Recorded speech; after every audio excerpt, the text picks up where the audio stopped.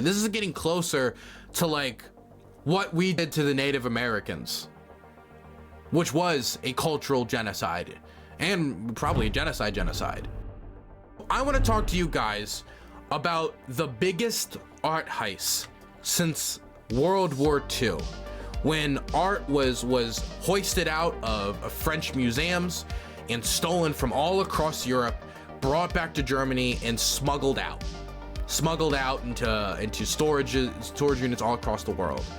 That was a very notorious thing that the Nazi regime engaged in, and it seems that the biggest war since World War II shares another tragic similarity with that war, in the fact that the Russians are engaging in a gigantic art heist out of Ukrainian museums in Kherson and all across the country. I think they've looted around 30 museums across all of Ukraine.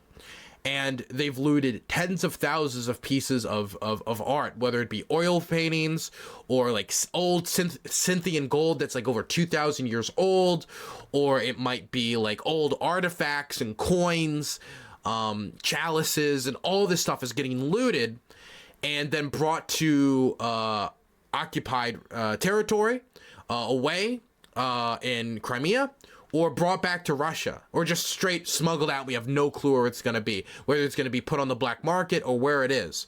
Now, at first, when I saw this looting taking place, I assumed that Russia would understand the terrible, terrible, terrible image this would paint them with, since we've never seen anything on this scale since, I think, World War II with the Nazis. I mean, ISIS also engaged in this type of behavior, but a lot of it was just the destruction of art, like going around and destroying it. And Russia has destroyed monuments to the Holodomor in Mariupol and other locations, so they're not shying away from that ISIS type behavior as well.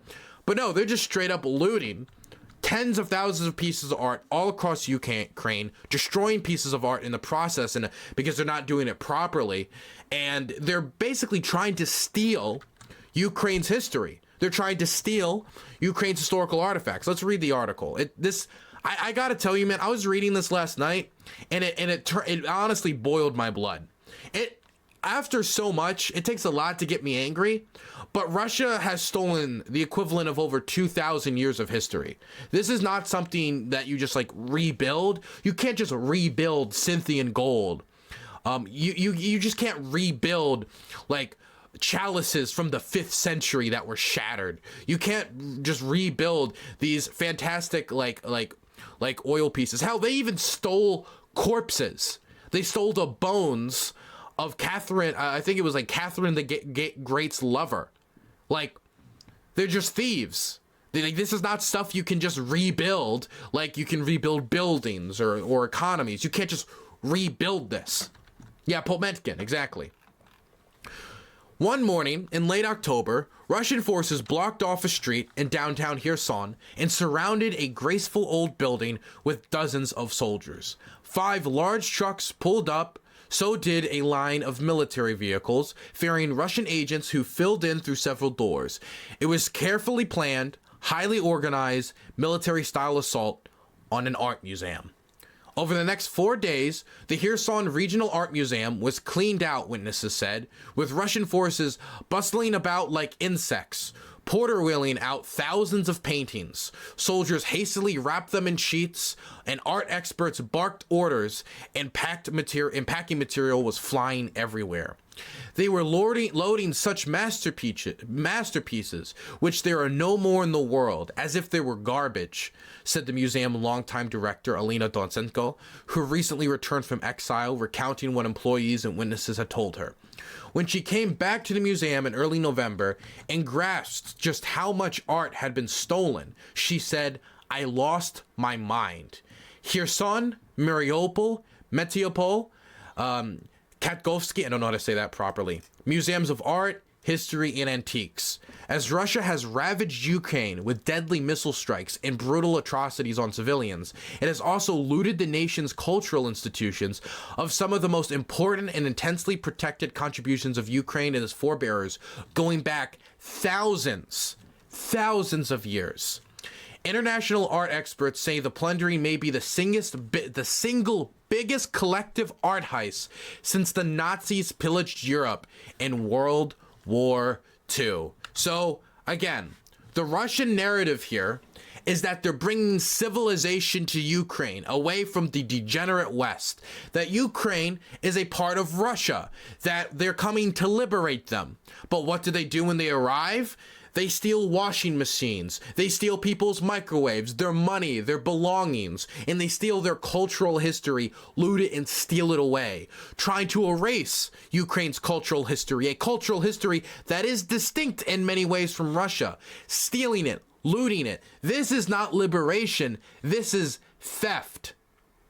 This is theft. This isn't liberation, man. Who liberate? Like, if someone came into my home and said, I'm here to liberate you, then fucking took my plasma screen and an old painting my mother painted, that doesn't feel like liberation. And that's after bombing out my house and killing my neighbors. It's not that surprising that Ukrainians are so hostile to the idea of Russian occupation when they're stealing away the history that took them thousands of years to build. And took thousands of years of preservation to keep these things safe, only to be looted by drunken Russian soldiers. In Kherson, in Ukraine's south, Ukrainian prosecutors and museum administrators say the Russians stole more than 15,000 pieces of fine art and one-of-a-kind artifacts. They dragged bronze statues from parks, lifted books from a riverside scientific library, boxed up and crumbling 200-year-old bones of Potemkin, Catherine the Great's lover, and even stole a raccoon from a zoo, leaving behind a trail of vacant cages, empty pedestals, and smashed glass. Ukrainian officials say that Russian forces have robbed or damaged more than 30 museums, including several in Kherson, which was retaken in November, and others in Mariupol and Methodical, which remain under Russian occupation. With Ukrainian investigators still cataloging the losses of missing oil paintings, ancient still as, I don't know how to say that, still as, bronze pots, coins, necklaces, and busts, the numbers of reported stolen items is likely to grow. The plundering is hardly a case of random or opportunistic misbehavior by a few ill-behaved troops, Ukrainian officials and international experts say, or even a desire to turn back a quick profit on the black market. Instead, they believe that the thefts are a broadside attack on Ukrainian pride, culture, and identity, consistent with the imperial attitudes of Russia's president, Vladimir Putin, who has constantly belittled the idea of Ukraine as a separate nation and used that as a central rationale for his invasion. Now, this article goes on to describe many instances of looting, including the looting of gold that comes from Ukraine's history. That, I mean, even going back as far, I think the oldest item listed in this piece specifically was 2,300 years old. I mean, this is history that you just don't like get back. I mean, we're talking like we're going back to BC, right? This is insane that they're looting this, and this is the biggest art heist since the Nazis in World War II. They see Ukrainians asserting themselves with their own language, their own music, their own culture, their own history, and they're so frustrated by the fact that they have their own language, their own culture, their own history, and that they're asserting themselves in that way and creating an independent state, that the Russians, what they're trying to do is erase that culture, erase that history, destroy it or loot it, bring it to Russian museums so then they can say, what do you mean Ukrainian history? What do you mean Ukrainian culture? What do you mean Ukrainian artifacts and Ukrainian paintings and Ukrainian whatever? This is all Russian. It's in our capacity. We own this. We hold it. We stole it. It's ours. They are quite this is right here. This is cultural genocide.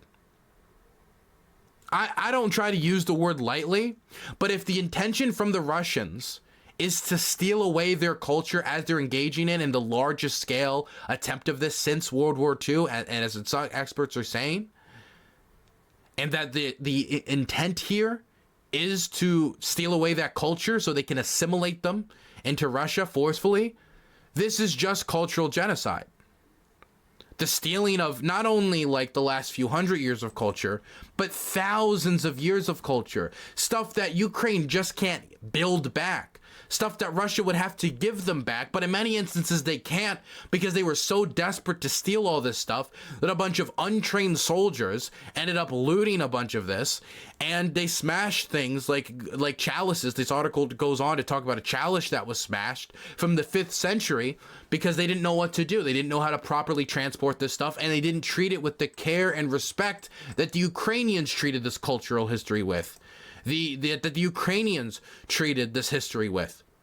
Showing that, again, the Russians don't care about Ukrainians. They care about dominating them. They don't care about their history. They don't care about their people. They don't care about their culture. They care about erasing it or stealing it and trying to say it was theirs. And this isn't even the first time that Russia has engaged in this type of behavior, where they go to another culture, steal their cultural items, claim it was theirs the whole time after conquest and conquering them, and saying, this is Russian culture. I don't know what you mean. But this is like one of the most modern examples of it. And this is on a large scale. And the thing that really gets me about this and makes me start to think more and more and more about the idea that this is cultural genocide is the fact that this is organized.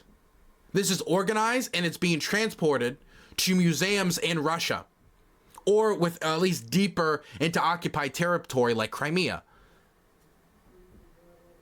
The fact that that's happening, that it's being transported all the way over there and they're not keeping it there, they're trying to steal it away. This is organized.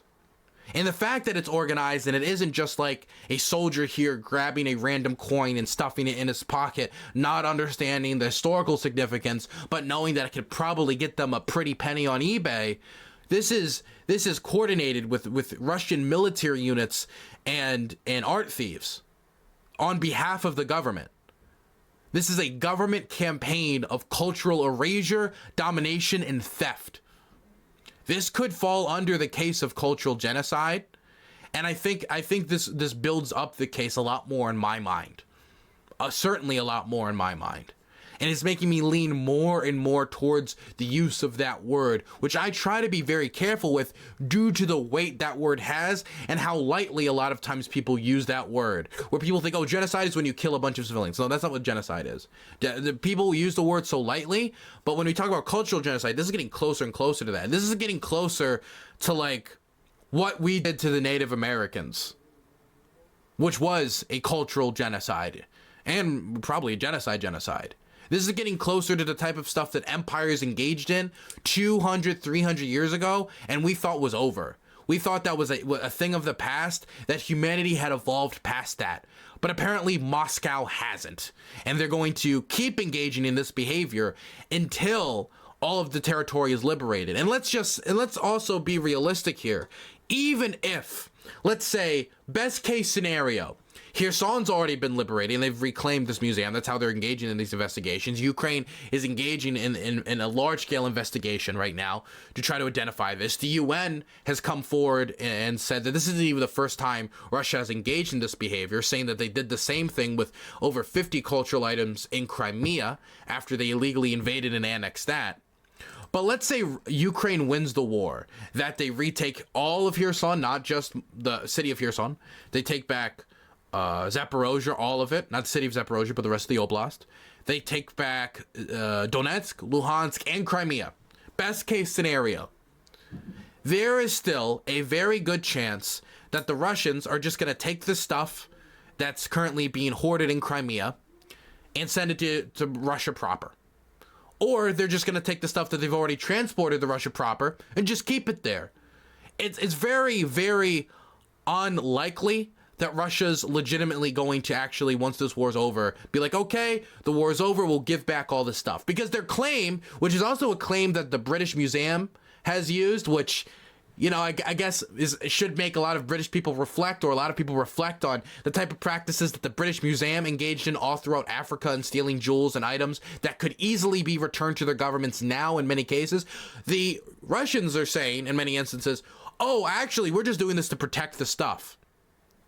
Even though in the transporting of many of these goods, like that chalice I talked about, it was smashed and destroyed, So they're not protecting it. When you talk about the statues of the Holodomor in Kherson, they deliberately destroyed it.